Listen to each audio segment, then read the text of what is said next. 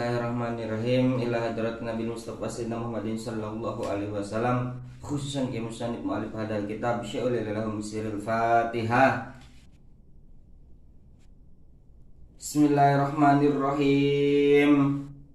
Al-kalamu utawi kang aran kalam, huwa hiya kalam iku al-lafdu lafad, al-murakabu kang den susun, al-mufidu kang maedahi, bil wad'i kelawan den sejak. Yang dinamakan kalam adalah lafad yang murakab, yang memberikan faedah dan disengaja. Kita bahas satu persatu. Lafad ini menjadi poin pertama bahwa sesuatu itu bisa dikatakan kalam. Apa itu lafad? Lafad adalah huwa as-sautu al-mustamilu ala ba'dil hurufil hijaiyah. Lafad adalah suara yang memuat sebagian huruf hijaiyah. Ka zaidun, seperti lafad zaidun. Fa innahu sautun istamal ala zai wal ya wadal. Karena pada lafad zaidun itu terdapat huruf hijaiyah yang berupa huruf zai, huruf ya, dan huruf dal. Ini mengecualikan fa in lam yashtamil abadil hurufi ka sauti tibli. Maka ketika tidak memuat sebagian huruf hijaiyah, ini fala yusamma lafdun, tidak bisa dikatakan lafad. Ka sauti tibli, seperti suara batuk, itu tidak termasuk lafad. Kemudian syarat yang kedua bahwa itu bisa dikatakan kalam selain lafad yang pertama, yang kedua adalah murakab. Apa itu murakab? Yang dinamakan murakab adalah ma tarakaba min kalimataini fa aksara ka koma zaidun. Murakab artinya tersusun, sesuatu yang tersusun dari dua kalimat atau lebih, seperti lafad koma zaidun, koma zaidun, ataupun zaidun qaimun. Zaidun satu lafad, qaimun lafad yang kedua. Contoh yang pertama yaitu lafad koma zaidun adalah fi'il fa'il, dan lafad zaidun qaimun adalah mubtada khobar. Kalau sudah terdapat dua lafad, maka itu bisa dikatakan murakab, atau dua kalimat maka itu bisa dikatakan murakab. Setelah lafad kemudian murakab, syarat yang ketiga adalah al-mufidu. Al-mufidu itu artinya memberikan faedah atau memberikan pemahaman. Apa yang dimaksud dengan mufid?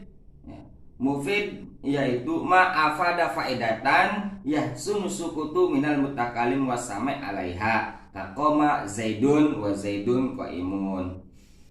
Yang dinamakan dengan mufid adalah sesuatu yang bisa memberikan faedah sekiranya orang yang berkata dan orang yang mendengarkan itu diam, tidak menunggu perkataan selanjutnya. Orang yang berkata mutakalim tidak menambahi lagi, tidak butuh tambahan lagi, dan orang yang mendengarkan si same ini tidak menunggu apa lafaz selanjutnya. Jadi sudah memberikan faedah, seperti lafaz zaidun qaimun ataupun koma zaidun. Si Zaid berdiri. Zaid telah berdiri. Zaid itu orang yang berdiri.